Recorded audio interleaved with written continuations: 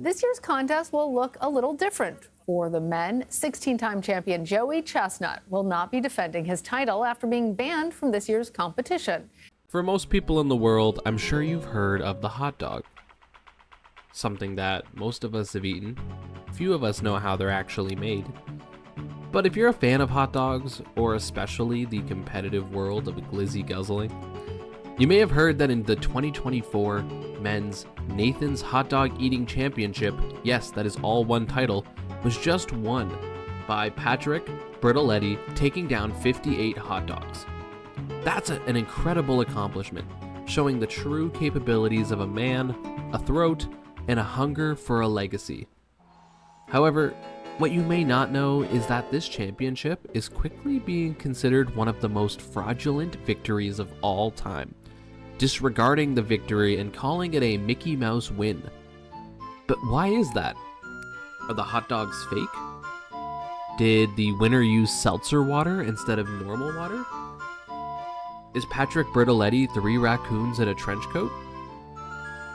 Well, the answer actually lies in the history of glizzies and the controversy of marketing and branding on the Legacy Inn Championship. Let's take a look back at Nathan's Hot Dog Eating Champion history to get a better idea of how we got here and the dark realities of competitive hot dog eating.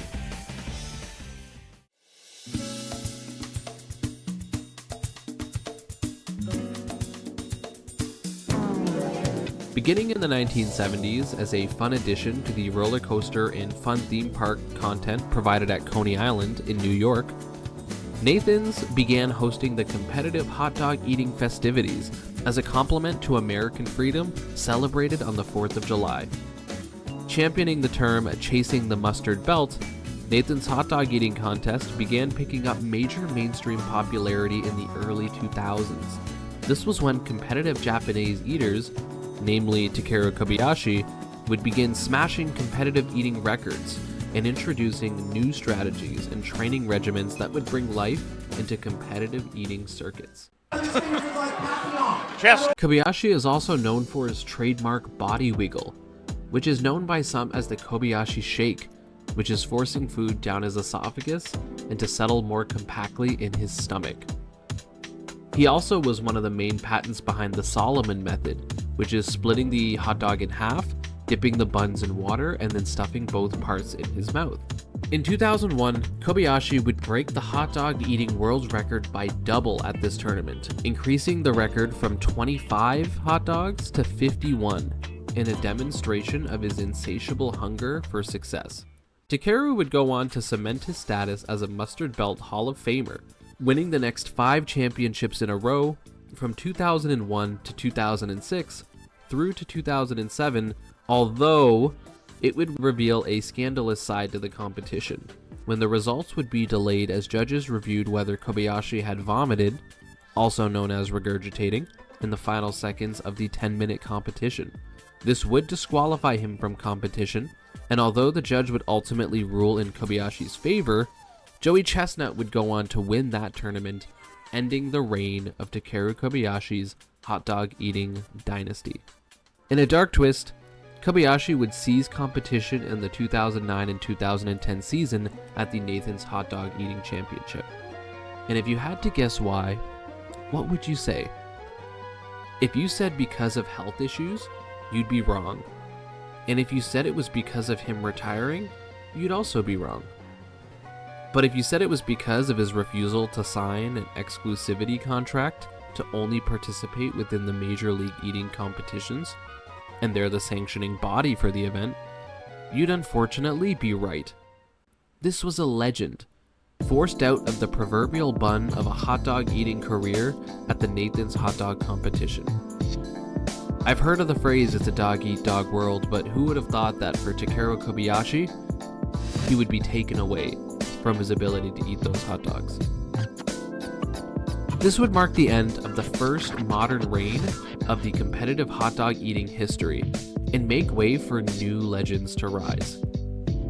And this would also be a dark foreshadowing for the 2024 iteration of the tournament, and the reason why Nathan's hot dog eating contest might be compromised forever. let's take a step back in time once more. The year is 2011, and you are unlucky enough to try and get into competitive hot dog eating. You see Nathan's hot dog contest, you're already at Coney Island, you've just eaten some cotton candy, and you think to yourself, hey, I can take down a bunch of meat, let's do this. Let's kill this guy, let's beat him to death with hammers. You stand at your station, not knowing that the man next to you, Joey Chestnut, would be destroying not only you, but the records and legacy of all hot dog swallowers who came before. Chestnut would win the contest with 62 hot dogs consumed and continue on a series of victories trailing from 2007 to 2015, winning every competition solidly, only losing once in 2015 to legendary competitive eater and YouTuber Matt Stoney. So the first technique that I'm going to show you, this is what I call the table enders technique. Honestly, it's really not even a technique. It's basically just eating a hot dog. If you try this at a competitive eating contest, you will most likely fail miserably. A defeat that Chestnut would handle with grace, thanking Stoney for being the competition he was looking for. Chestnut would go on to win every tournament up to 2023, and it's worth noting that if we look at the numbers behind Joey's victories, that he was consistently at the top of the world record numbers, setting new highs several times as he pushed the record as high as 76 dogs in 10 minutes in 2021. 76 hot dogs and buns. Let that sink in. The once and future champion of the world! The boy king who has risen to the throne and who will not step down! Look on his works, ye mighty and despair, for he has surpassed the kings of Egypt with 76 Nathan's hot dogs and buns. A new world record.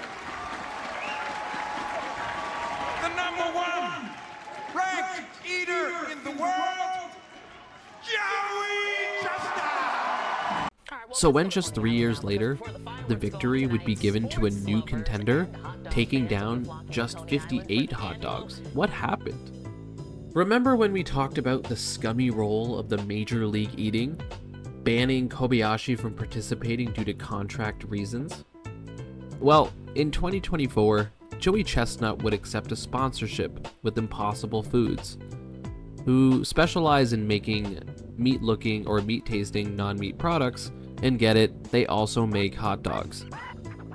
This sponsorship would put a stake, get it, in between his competitive abilities and participating in Nathan's hot dog eating contest.